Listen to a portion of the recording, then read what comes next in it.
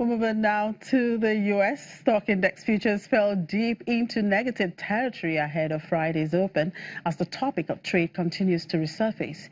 Around 5:30 a.m. Eastern Time, Dow Jones futures slipped 133 points, indicating a negative open to 111.31 points. The Nasdaq and the S&P 500 futures also indicated a downbeat start to the session for their respective markets. Investors have been on edge in recent hours as the U.S. is expected to announce more tariffs on China. On Friday, Donald Trump is predicted to announce additional tariffs that will hit $50 billion worth of Chinese goods, with the Asian nation also ready to retaliate if necessary.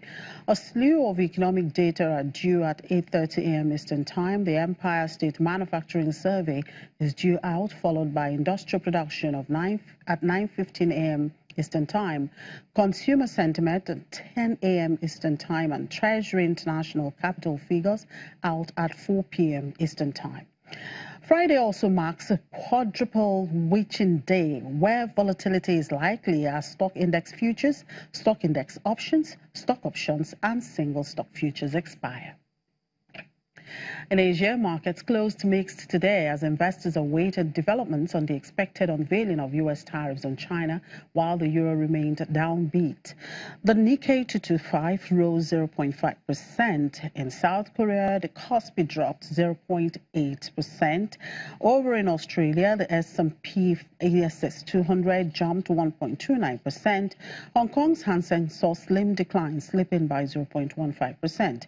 Shanghai Composite declined 0.7%. The smaller Shenzhen Composite fell 1.76%. And away from the markets and back here in Africa, the Stand-Up Group has accepted an offer from Austrian property and retail investor Rene Benko to buy Stand-Up's Keka Lena Furniture and Household Goods retail unit. Stand-Up revealed holes in its accounts 6 months ago, shocking investors who had backed its reinvention, sending its shares crashing and leaving it scrambling to pay its debt.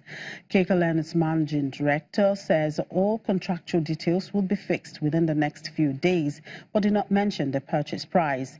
Benko controls a 12 billion euro real estate portfolio and generates annual revenue of 4 billion euros. And Kenya's Finance Minister Henry Rotich says he would propose repealing a cap on commercial lending rates as he presented a budget including a new tax on financial transactions. Private sector credit growth slowed sharply after lawmakers capped the amount of interest commercial banks can charge their customers at 4 percentage points above the central bank rate. Rotich targeted a budget deficit of 5.7% of GDP for the financial year starting next month, less than the 7.2% budgeted for 2017-2018. The finance minister is also proposing to introduce a Robin Hood tax of 0.05% of any amount of 500,000 shillings or more transferred through banks or other financial institutions. The government of the East African nation has been criticized in recent years, including by the International Monetary Fund, for ramping up borrowing for infrastructure investments, including a new railway completed last year. And Tanzania aims to amend its tax bill to grant amnesty on interest and penalties for the next 6 months, hoping to improve compliance and ultimately boost revenues. The change could have big implications for the East African nation's largest gold miner, Acacia, which has been hit hard by sweeping changes to the tax regime for mining firms.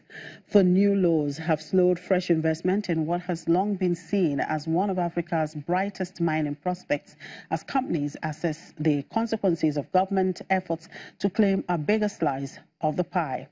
It was not immediately clear, however, exactly how much impact the amnesty would have on the government's dispute with London-listed Acacia, which is majorly owned by Barrick Gold. The government says Acacia owes $190 billion in tax, penalties and interest for the period between 2000 and 2017. But miners say it will be impossible for listed and independently audited companies to hide billions of dollars in extra revenue. Zambia's finance minister has announced a delay in the country's borrowing plans indefinitely. According to the finance ministry, the debt sustainability analysis has confirmed the need to undertake measures to bring debt risk to moderate from the current high risk.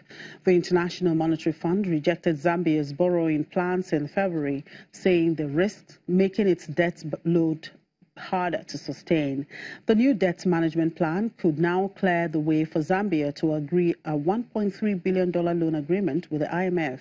The Southern African country's debt pile stood at $9.3 billion, or roughly a third of gross domestic product at the end of March, up from $8.7 billion at the end of 2017. And Sudan's inflation reached 60.93% in May, its highest level in years, as the country faces a worsening economic crisis. Inflation in April was 57.65%.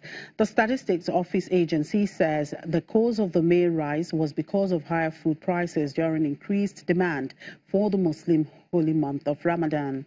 Rising food prices have kindled unrest, notably with riots in January, and a hard currency shortage has crimped imports in recent months. The economy took a downturn after the United States lifted 20 years of sanctions on Khartoum. The Sudanese government rejected an IMF suggestion that it float its pound currency at the time, but it plummeted to record lows on the black market this year, prompting the central bank to make two steep devaluations. The official rate has reached about 31.5 pounds to the dollar from 6.7 pounds in late December. And still to come, beekeeping in Uganda. To stay with us.